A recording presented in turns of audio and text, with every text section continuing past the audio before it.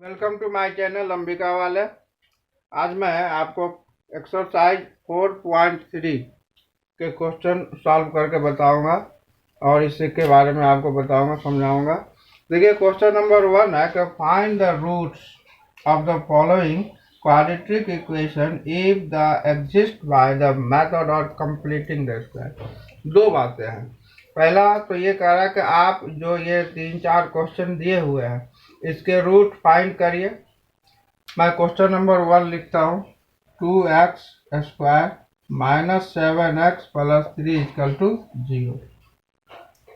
पहला काम तो ये करना कि इसका आपको रूट फाइंड करना है, और दूसरा काम ये करना है कि रूट फाइंड करने से पहले आप इसे चेक करिए कि क्या ये मूलों का अस्तित्व है या नहीं, यानी कि इस क्वाड्रेटिक इक्वेशन का आप वो रूट निकाल सकते हैं कि नहीं। रूट निकाल सकते हैं कि नहीं, इसका मतलब है कि आपको डी चेक करना होगा कि D smaller than 0, D greater than 0 और डी इक्वल टू 0। इन तीनों में से कौन सा कंडीशन फॉलो कर रहा है, पहला काम ये। उसके बाद ही आपको ये पता करना है कि इसे स्क्वायरिंग मेथड से निकालना है, कंप्लीट स्क्वायर मेथड। देखिए, अभी तक आपको मैंने दो मेथड बताए। एक था आपको फैक्टराइज मेथड, इससे आपने क्वाड्रेटिक इक्वेशन का आपने रूट्स निकाला। दूसरा आपने क्वाड्रेटिक इक्वेशन का फॉर्मूला से यूज किया, जैसे जिसको हम कहते हैं minus b plus minus root under d by 2a। ये आपका दूसरा फॉर्मूला था। अब ये आपको तीसरा फॉर्मूला है इसी क्वाड्रेटिक इक्वेशन के रूट यानी कि मूल निकालने का, और इसको हम कहते हैं कंप्लीट स्क्वायरिंग मेथड। हिंदी में कहते हैं इसे पूर्ण वर्ग विधि। तो हम सबसे पहले ये चेक कर ले कि इसका रूट संभव है या नहीं। इसके लिए हम डी निकालेंगे। तो पहले हम लिख लेते हैं ए एक्स स्क्वायर के पीछे की वैल्यू ए कहलाती है, बी एक्स के पीछे की value b, then c equal to constant term जो होता है ये सी हो जाता है।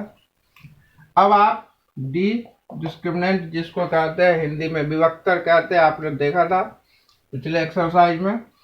अब डी बराबर b square minus 4ac, then b minus 7 का स्क्वायर माइनस 4 इंटू 2 इंटू 3, 7 7 जा 49, 4 2 8 24, ये हो जाएगा डी इक्वल टू 25। अब देखिए d की वैल्यू निकल गया 25। इससे ये पता चलता है कि d greater than 0, d greater than 0।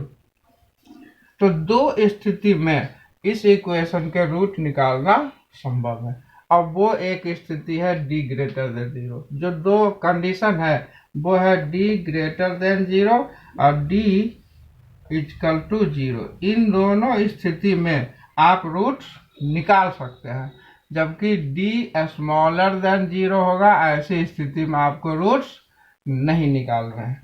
अभी आपको ये कंडीशन फॉलो हो रहा है, d 0 से बड़ा है।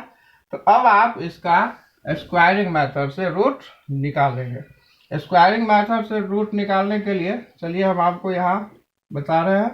तो आप पहले इक्वेशन ले लीजिए 2x square minus 7x plus 3 equal to 0। आपको एक एक स्टेप ध्यान से देखना होगा। एक एक स्टेप आप ध्यान से देखेंगे तभी आप रुक पाएंगे दिमाग में। सबसे पहले x स्क्वायर का कोफिशिएंट क्या है, गुणांक क्या है। तो x स्क्वायर का गुणांक 2 है। तो इसको हटाइए। इसको हटाने के लिए आप इन तीनों ही टर्मों को 2 से डिवाइड कर दीजिए।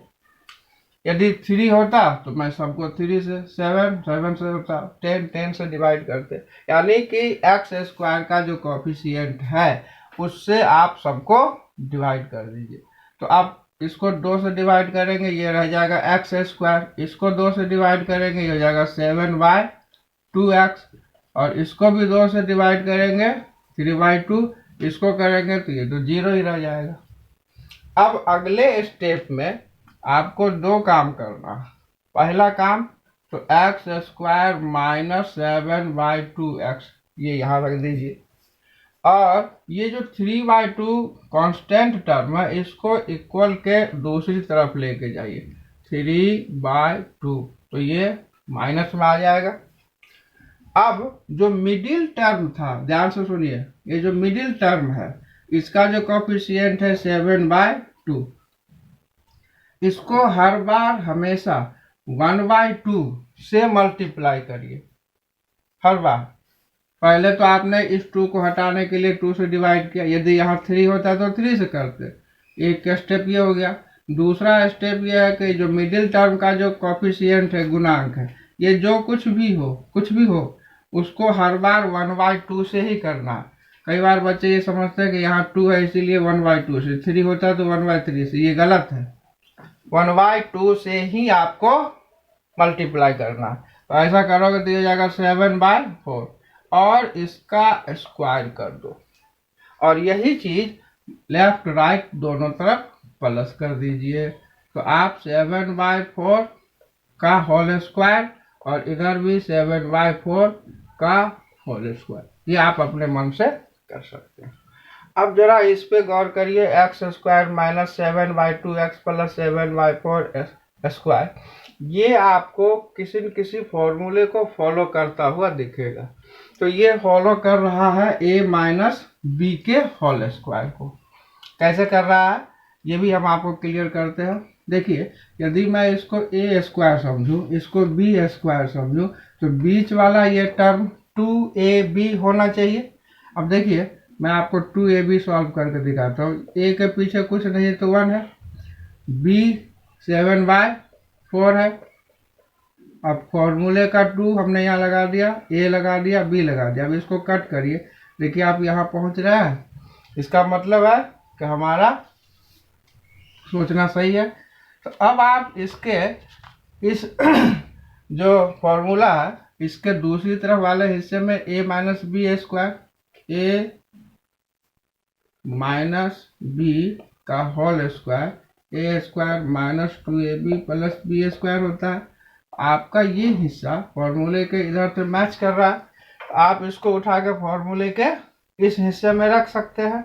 यानी a की जगह आप x और b की जगह 7/4 और माइनस का साइन लगा देंगे। तो इस तरीके से ये इस फॉर्मूले पे रख दिया जाता है। यहाँ से आपको याद रखना, यहाँ से आपको x लेना है, यहाँ से आपको साइन लेना है, और यहाँ से आपको b का वैल्यू लेना है, और इसके होल स्क्वायर। इस तरफ माइनस 3/2 प्लस ये हो जाएगा 49/60। ठीक है, अब आप एक बार उसको सॉल्व करिए। x माइनस 7/4 का whole square equal to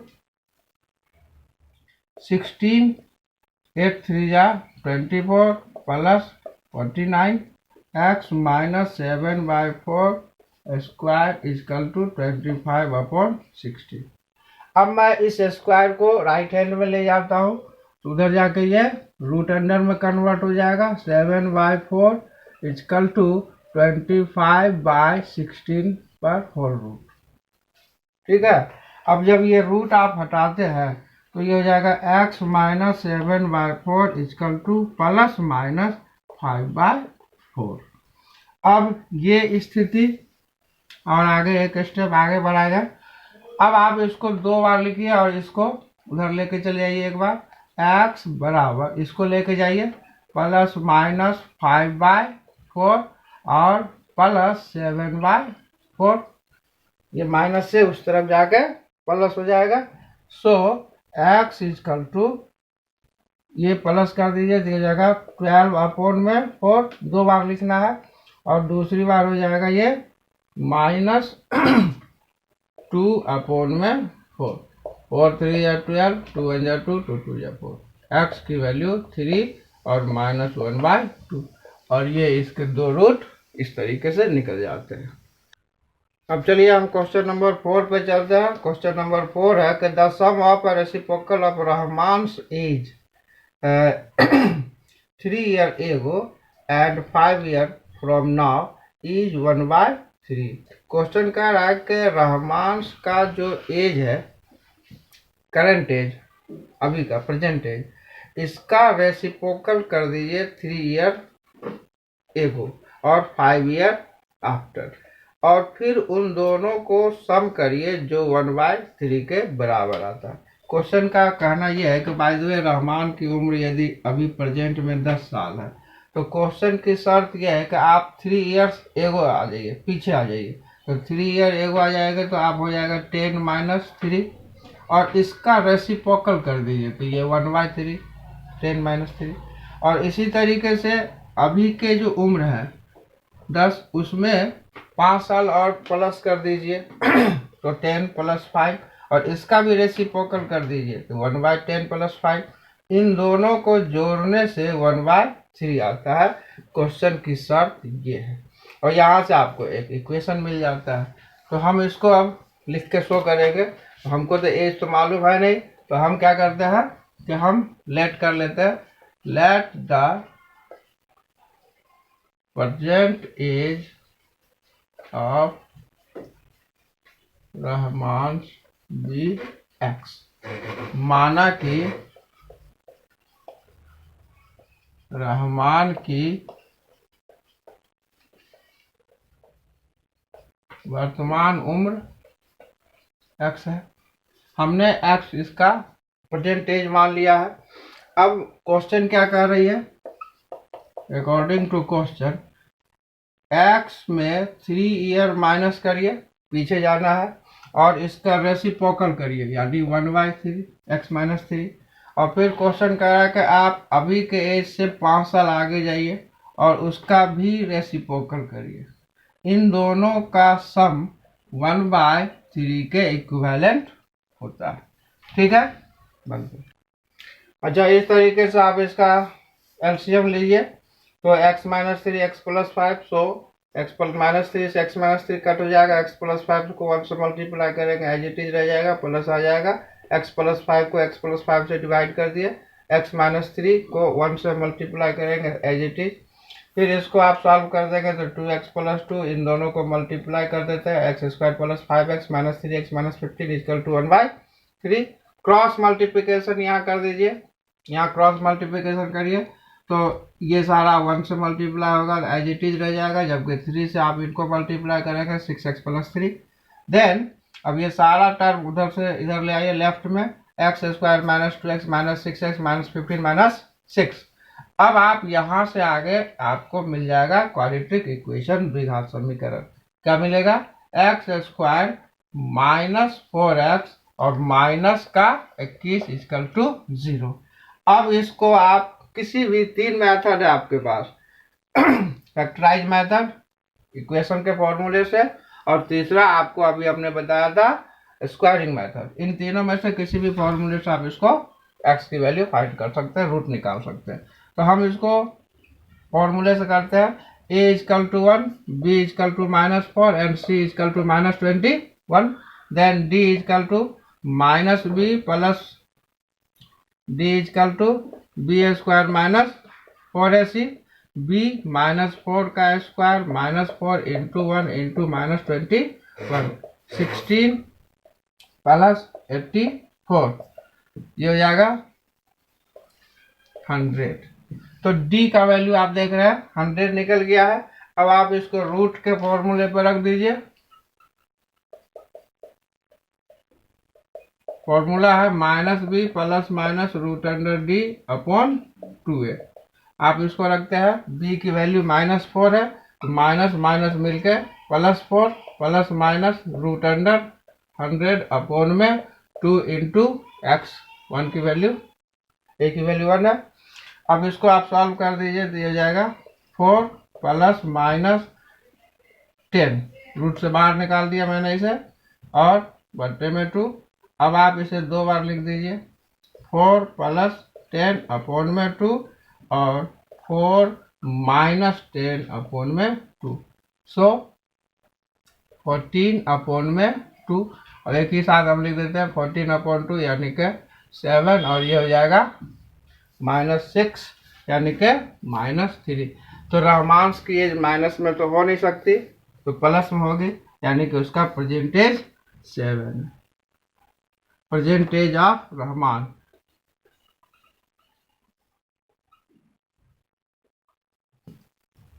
present age of Rahman equal to 7 year. ठीक है, ओके। चलिए अब हम क्वेश्चन नंबर 5 पे चल रहे हैं। क्वेश्चन नंबर 5 है कि in a class test the sum of the Shefali's marks in mathematics and English is 30।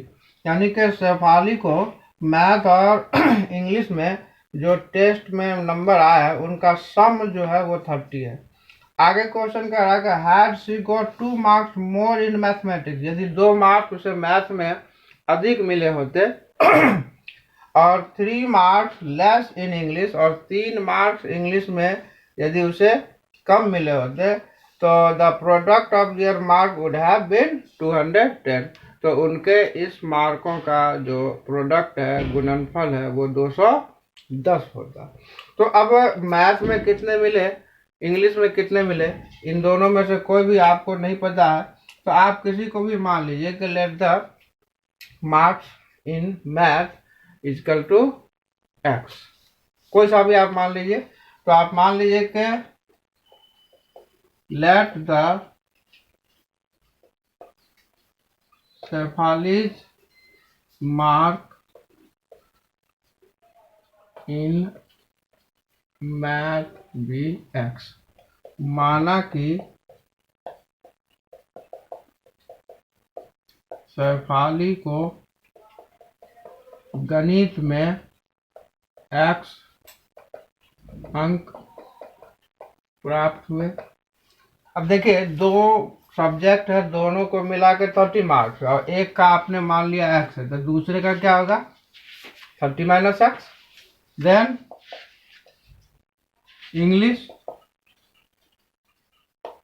English में क्या हो जाएगा 30 माइनस एक्स, ये अकॉर्डिंग टू क्वेश्चन।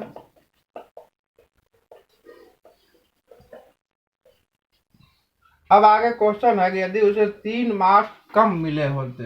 अब हम आपको क्वेश्चन के अकॉर्डिंग चलते हैं। क्वेश्चन के अकॉर्डिंग कह रहा है कि यदि 3 मार्क्स कम मिले होते मैथ में, तो एक्स मैथ का हमने माना है, और इसमें 3 मार्क्स कम कर दीजिए। तो अब क्वेश्चन की शर्त है कि मैथ में जो नंबर है उसमें 2 नंबर ज्यादा मिले होते। तो मैथ में हमने माना है x, और 2 नंबर ज्यादा यानी x+2। दूसरी तरफ इंग्लिश में 30 माइनस एक्स मेरे अकॉर्डिंग है, जबकि क्वेश्चन कह रहा है कि यदि इसे 3 नंबर कम मिले होते, तो इससे आप 3 माइनस कर दीजिए। तो क्वेश्चन कह रहा है कि इन दोनों नंबरों का जो प्रोडक्ट है वो 210 हो जाता। कितना 210। अब आप इसको सॉल्व कीजिए, x+2 into 30 minus x minus 3, यानी कि आप इसको एक साथ लिख देंगे तो ये हो जाएगा 27 माइनस एक्स इक्वल टू 210। अब आप ये मल्टीप्लाई कर दीजिए तो आपको एक इक्वेशन मिल जाएगा। Then 27x minus x square plus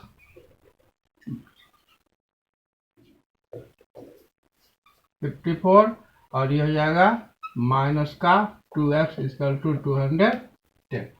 अब आप इन सबको उठा के उस तरफ ले जाइए तो आपको इक्वेशन मिल जाएगा 2x, सॉरी एक्स स्क्वायर पहले ले जाइए, एक्स स्क्वायर, और ये हो जाएगा 27 में से माइनस कर दीजिए 25x, 25 को उधर ले जाइए तो माइनस 25x, और 54 को उधर ले जाएंगे, 54 इससे माइनस कर दीजिए, प्लस 156 इक्वल टू 0।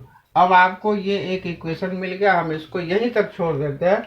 अब इसके आगे आप किसी भी मेथड से आप इसको सॉल्व करिए, एक्स की वैल्यू निकालिए, उससे आपको मैथ और इंग्लिश के।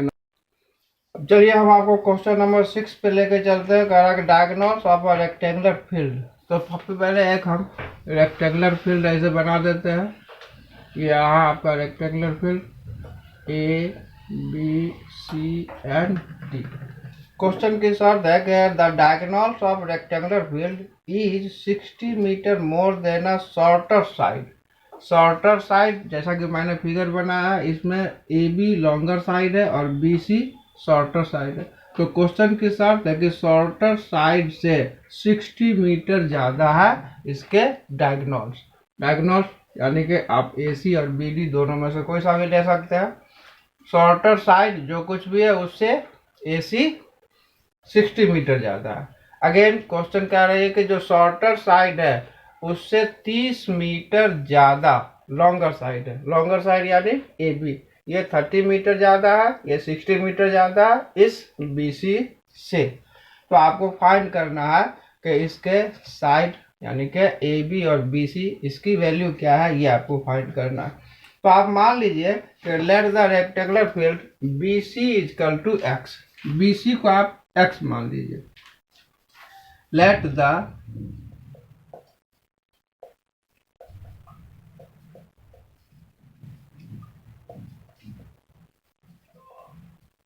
B C equal to x. माना कि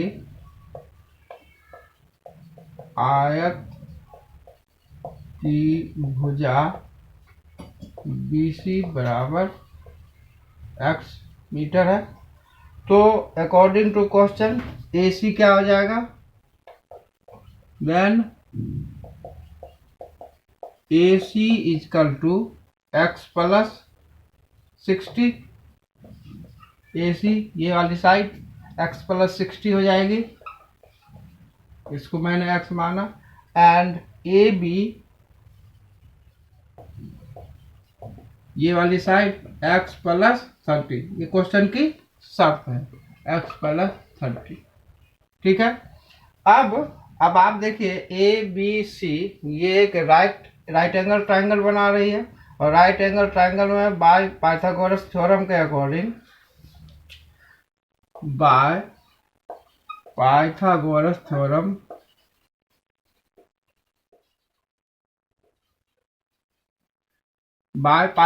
थ्योरम के अकॉर्डिंग आपको ए सी का square equal to A B का स्क्वायर प्लस बी सी का स्क्वायर हो सकता है। आप ये चीज़ यूज करिए। इन ट्राइंगल ए बी सी में आप कह सकते हैं A C square equal to A B square plus B C square. A C X plus 60 का square equal to A B X plus 30 का whole square plus X square. ठीक है।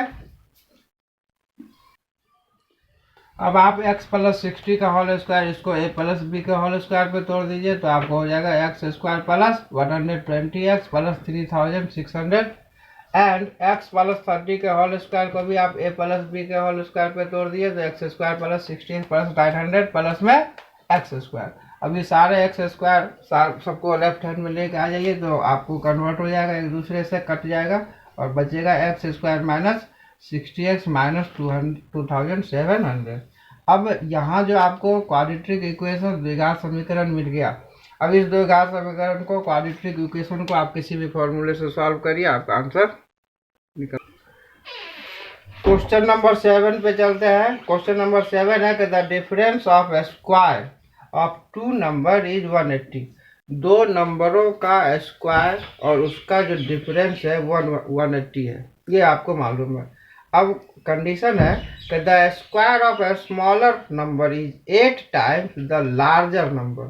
Question की शर्त यह है कि जो छोटी संख्या है, स्मॉलर नंबर है, इसका स्क्वायर ग्रेटर नंबर बड़ी संख्या के 8 गुने के बराबर है। यानी बड़ी संख्या जो कुछ भी है उसका 8 टाइम्स आप करेंगे तो वो आपको मिल जाएगा स्क्वायर ऑफ स्मॉलर नंबर, छोटी संख्या का वर्ग।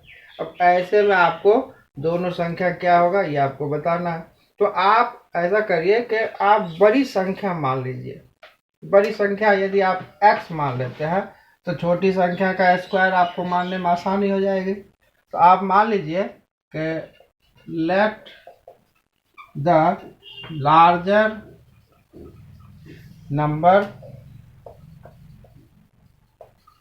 B x. माना कि बड़ी संख्या x है। अच्छा, अब सवाल की शर्त क्या है कि जो बड़ी संख्या है इसका 8 टाइम क्या है, छोटी संख्या का स्क्वायर है, यानी स्क्वायर ऑफ लार्जर नंबर। तो आप लिख सकते हैं square of the smaller number